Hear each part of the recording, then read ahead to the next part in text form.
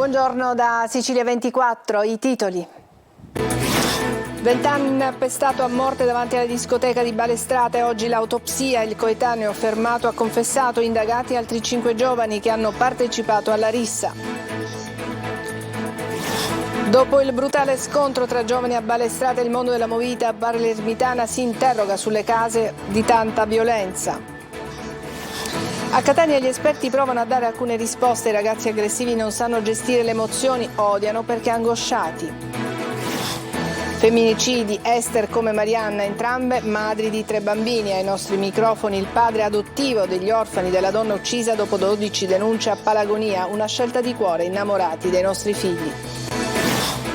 In un diario Messina Denaro ironizzava sull'identic realizzato dagli inquirenti che non gli somigliava, ha accertato agli investigatori che Usiccu trascorse indisturbato la sua latitanza a Campobello di Mazara fin dal 1996. Controlli a tappeto della polizia tra Gela e Niscemi, 1000 identificati, 3 aziende sospese, sanzioni per la mancata sicurezza nel lavoro, allevamenti abusivi. Curesta a Rinesci, a Cerami il progetto del cantautore Mario Incudine per fare del Borgo dell'Ennese un polo di attrazione per i giovani. Calcio, il Catania fra campo e mercato, il club rosso-azzurro deve sfoltire all'organico e completare la rosa con altri innesti. Il Messina si gode la vittoria di Caserta che porta i giallorossi fuori dalla zona play-out.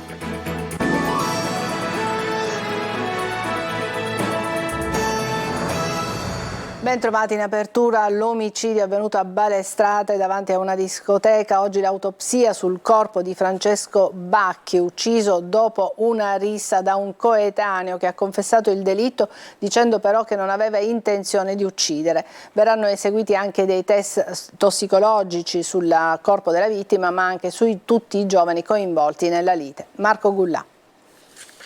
Si chiama Andrea Cangemi, ha 20 anni e ha confessato di essere stato lui ad uccidere il coetaneo Francesco Bacchi al culmine di una rissa a Balestrate dopo una serata nella discoteca Medusa. Gli insulti, poi gli spintoni e la rissa culminata all'esterno del locale. Il ventenne ha confessato il delitto davanti al pubblico ministero e ai carabinieri. Non volevo ucciderlo, ha detto. Ancora una volta è una discoteca a trasformarsi in luogo di morte. Era accaduto a dicembre a Palermo con la morte di Rosolino Celesia, assassinato a colpi di pistola, e si ripete in un paese della provincia. Ma questa volta la vittima è stata uccisa a calci e pugni. Cosa abbia scatenato la furia omicida del giovane non è ancora chiaro. Alcuni testimoni parlano di una discussione che ha coinvolto 7-8 persone, parole grosse, qualche spintone, sembrava tutto rientrato, e invece all'esterno, intorno alle 3 di notte, i 2 gruppi sono di nuovo arrivati alle mani. L'autopsia in programma oggi dovrà accertare come è morto il ventenne, se per una violenta caduta a terra o se per un colpo fatale alla testa. Ci sono anche altri indagati, gli inquirenti stanno accertando anche tramite le immagini di videosorveglianza se qualche altro ha colpito Bacchi. Via Palermo le strade vicine sono state battute palmo a palmo dai militari del comando provinciale di Palermo e della compagnia di Partinico. Sono state rinvenute diverse tracce di sangue lontano dal luogo del delitto. Ciò significa che qualche altro ragazzo è rimasto ferito. Eppure non era la prima volta che in questo locale al suo esterno c'erano schermaglie. Alcuni residenti avevano già fatto un esposto proprio in virtù di quello che succedeva all'esterno. E dopo il delitto di Balestrate, il mondo della movida palermitana si interroga su cosa è successo negli ultimi anni e perché tanti giovani si trasformano in mostri spietati. Ancora Marco Gullà. Il delitto di Balestrate scuote ancora una volta il mondo della movida, le piste da ballo che si trasformano in tunnel di morte, alcol, droghe, violenza, i cattivi ingredienti di un mondo misterioso e sanguinario. Un'altra vita spezzata dopo quella di Rosolino Celesia, famiglie distrutte dal dolore. Sono esterefatto e basito dalla società, da questi giovani, da questa nuova società che sta prendendo una piega terribile. Persone come Franceschino non devono andarsene via a 19 anni. Confidiamo tanto nella magistratura, nella giustizia, nelle forze dell'ordine, in tutti gli enti che possono fare qualcosa e punire questi maledetti balordi e bastardi. Scusate il termine, ma ciao Francesco. Il mondo della movida si interroga su cosa sta succedendo, perché tanta violenza in delle serate che dovrebbero trascorrere tra divertimento e spensieratezza. Lo abbiamo chiesto anche ad un noto DJ palermitano. Si trasforma una rabbia interna, viene trasformata appunto in una rabbia repressa che evidentemente molti giovani hanno e vogliono dimostrare di essere forti e di essere coraggiosi, non rendendosi conto che hanno rovinato la vita ad altre famiglie, ma la rovinano soprattutto a se stessi. Intanto è ormai addirittura d'arrivo il nuovo regolamento sulla movida varato dal Consiglio Comunale di Palermo, un regolamento che si spera possa fermare questa emorragia di violenza. Aggressivi, angosciati e privi di emozioni, gli esperti si interrogano sui giovani, sui comportamenti che spesso culminano con aggressioni brutali e mortali. Anche il prefetto di Catania sottolinea l'importanza educativa della scuola. Tonino De Mana. Giovani aggressivi, così basta poco per far scattare la violenza brutale e a volte mortale. La sanguinosa rissa di Balestrate è solo l'ultimo degli episodi che gli esperti stanno analizzando nel tentativo di dare un'adeguata chiave di lettura. Ma perché i giovani di oggi sono così violenti? Le cause di questa aggressività probabilmente sono da rintracciare innanzitutto in un distacco dalle proprie e altrui emozioni, una perdita del senso di empatia, contemporaneamente associato ad una mancanza, ad una difficoltà di autoregolarsi, di porsi dei limiti, di inibire un impulso.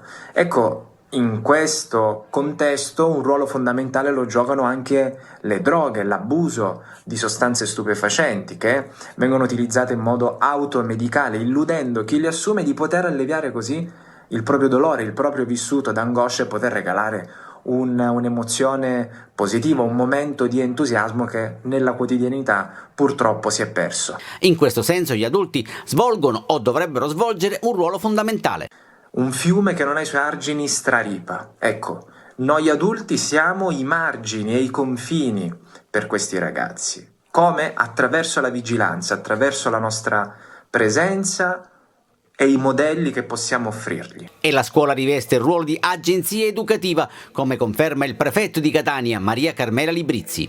Il disagio giovanile e la povertà educativa si combatte creando delle condizioni perché i ragazzi possano avere un futuro. In prefettura a Catania sono stati sottoscritti 2 protocolli d'intesa contro la devianza giovanile, una piaga sociale che nelle periferie, in primis a Librino, è ancor più marcata. L'ultimo femminicidio, quello di Ester Palmieri, riporta alla memoria la storia di Marianna Manduca, uccisa dal marito a Palagonia nel 2007. Entrambe erano madri di 3 figli. Ai nostri microfoni il cugino di Marianna, che adottò i 3 bambini, attivando una importante battaglia legale. Lorena Dolci. Ester Palmieri, come dalle notizie di cronaca, ha le stesse analogie di Marianna. L'unica differenza che c'era è che Ester non ha avuto il tempo di denunciare l'ex marito. Marianna ne aveva fatte 12 denunce, se vi ricordate bene, e tutte seguite da referti ospedalieri. 12 denunce rimaste nei cassetti della procura. Marianna fu uccisa dal marito a Palagonia, in provincia di Catania. Era il 2007, non c'erano né il codice rosso né la legge contro lo stalking. I 3 orfani, 3 bimbi di 3, 5 e 6 anni, vengono affidati al cugino Carmelo, che li accoglie nella sua casa di Senigallia insieme ai suoi 3 figli. Con un totale di 6 maschietti a carico comincia una battaglia legale. Ottiene per la prima volta la condanna dei magistrati per non avere protetto Marianna. Sentenza poi clamorosamente ribaltata in appello con la richiesta di restituire il risarcimento ottenuto e la seguente motivazione: l'uomo era così determinato che i giudici non avrebbero potuto impedire il delitto. E la resa dello Stato è quindi dire chiaramente alle donne: non denunciate perché tanto comunque non c'è nessuno che vi aiuta. Questo era il problema fondamentale e io non potevo stare fermo a far finta di niente. La vicenda si risolve poi a loro favore in Cassazione sotto una forte pressione mediatica. Ai figli di Marianna, che oggi hanno tra i 20 e i 22 anni, potrebbe applicarsi la legge varata dalla regione siciliana sull'assunzione dei figli di vittime di femminicidio. A noi, o meglio ai miei figli, non credo che possa interessare ritornare indietro in Sicilia e forse anche rivivere quello che è stato il loro passato. Loro ormai sono radicati a Senigallia, ma non solo, comunque stanno studiando, stanno facendo una vita lassù, non penso proprio che siano interessati a venire qua giù in Sicilia. La storia di questa famiglia allargata è stata raccontata nella fiction di successo I nostri figli, interpretata da Vanessa Incontrata e Giorgio Pasotti, una storia che purtroppo continua a ripetersi. Non c'è nessuno che ti insegna come farlo, lì deve essere qualcosa di innato dentro. Nel nostro caso è stata una scelta presa dal cuore, quindi molto istintivamente, non c'è stato un ragionamento dietro, facciamo così perché è così che poi funziona, no. E l'abbiamo fatto in maniera molto istintiva, devo dire che ha funzionato, ma semplicemente perché noi siamo sempre stati innamorati dei nostri figli. A un anno dalla cattura di Matteo Messina Denaro, gli inquirenti continuano ad analizzare i pizzini trovati, vera fonte di informazione e spunti di indagine. In un suo diario il boss ironizzava sul suo identikit realizzato agli inquirenti che secondo lui non gli somigliava per niente e addirittura lo invecchiava. E si scopre inoltre come Campobello di Mazara sia stato il buon ritiro del latitante fin dal 1996. Laura Spanò.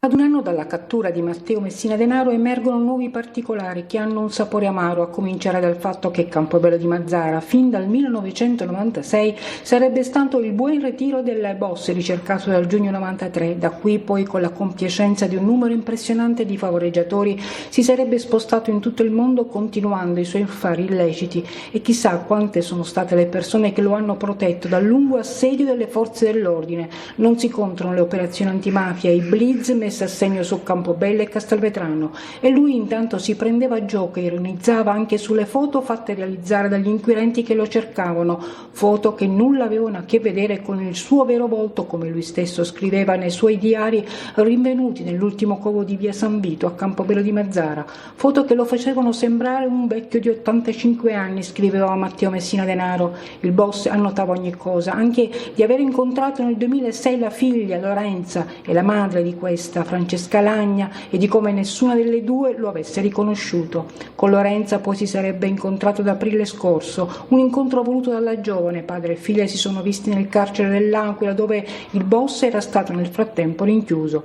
Gli investigatori ancora indagano sul boss. La mole di documenti e pizzini rinvenuti sono un patrimonio inimmaginabile. Mentre continua la caccia ai favoreggiatori che hanno coperto la trentennale latitanza, si cerca anche il tesoro, ed una pista riporta ancora in Svizzera. Dopo la sua cattura, la Procura di Palermo a settembre scorso ha riaperto la rogatoria di ricerca dei capitali nella Repubblica Federale Svizzera, rogatoria che già aveva portato nel 2015-2016 i magistrati della Procura Federale a perquisire società finanziarie, istituti di credito ticinesi e a sentire persone che erano in affari con Domenico Scimonelli, imprenditore di Partanna, fedelissimo di Messina Denaro. Oggi, del boss morto a settembre scorso, rimangono gli scritti, le immagini del suo arresto a Palermo e quella breve frase con la quale conferma l'investigatore di essere Messina Denaro. Come ti chiami? No, l'ho detto. Come ti chiami? L'ho detto, Matteo Messina Denaro. Controlli della polizia a Gela e Niscemi, dal caporalato alle corse clandestine, dallo spaccio di droga alla detenzione di armi, 300 gli agenti impiegati e oltre 1000 le persone identificate. Desiree Ferlito. Dal caporalato nelle campagne alle corse clandestine, dallo spaccio di droga alla detenzione di armi, ma anche irregolarità nel settore delle onoranze funebri e nelle ambulanze. Sono state oltre 1000 le persone identificate durante i controlli a tappeto della polizia a Gela e Niscemi. È il bilancio dell'operazione Alto Impatto della questura di Caltanissetta. 5 le aziende agricole perlustrate, 3 delle quali sono state sospese. Diverse le violazioni riscontrate sulla sicurezza sui luoghi di lavoro. Oltre 25.000 euro le sanzioni contestate. 3 le stalle per l'allevamento di cavalli controllate a Niscemi con la denuncia di altrettante persone. Gli animali venivano allevati in locali abusivi del tutto sconosciuti ai veterinari. Si indaga anche sull'ipotesi di un giro di scommesse clandestine. 18 le perquisizioni alla ricerca di armi e materiale esplodente, 2 denunciati per detenzione illegale. Una parte delle attività di controllo è stata dedicata al settore delle onoranze funebri, contestate sanzioni amministrative per migliaia di euro nei confronti dei titolari di alcune agenzie per violazioni delle leggi sanitarie sull'edilizia. Sono state avviate le procedure per la revoca di 4 licenze. Sono state contestate 95 infrazioni al codice della strada, 67 i posti di controllo effettuati e 55 le attività commerciali sottoposte a controllo. Adesso una breve pausa, ci vediamo tra poco.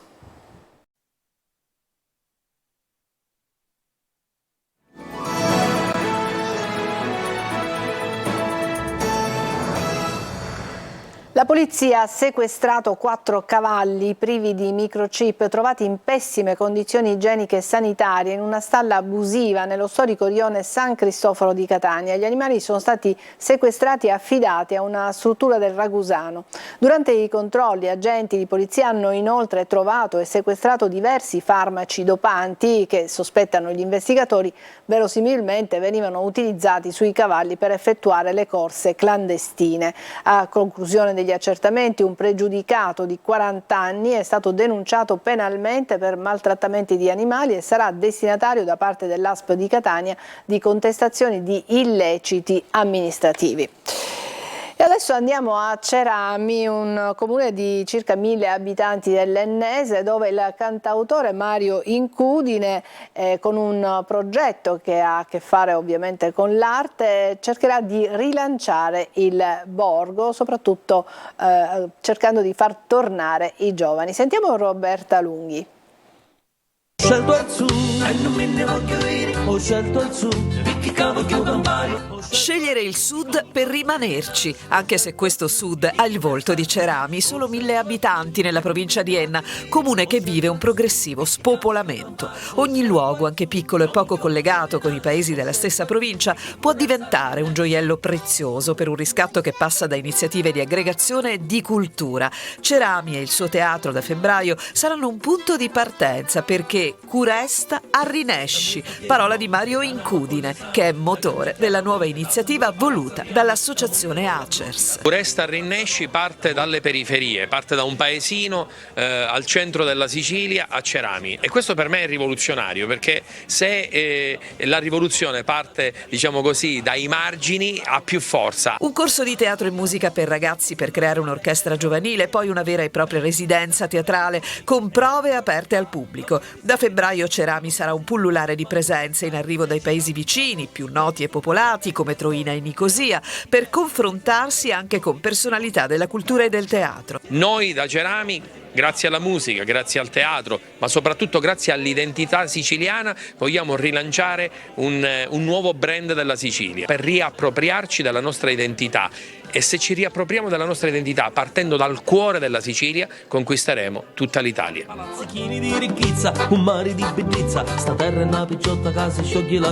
E proprio a Cerami Mario Incudine ha presentato in anteprima la sua Resto al Sud, nata con il sostegno delle Vie dei Tesori. Immancabile il ritmo e un altro irrinunciabile tesoro, il dialetto. Popolo levatici il passaporto, a tavola un ne mancia, a letto un ne dormi, è sempre ricco. Un popolo diventa povero e servo quando ci arrobano la lingua addutata delle pace, t'hanno è perso per sempre. E me ne accorgo ora, mentre accordo a chitarra del dialetto, che perdi una corda lo giorno. Bene, ci fermiamo e poi parleremo di calcio.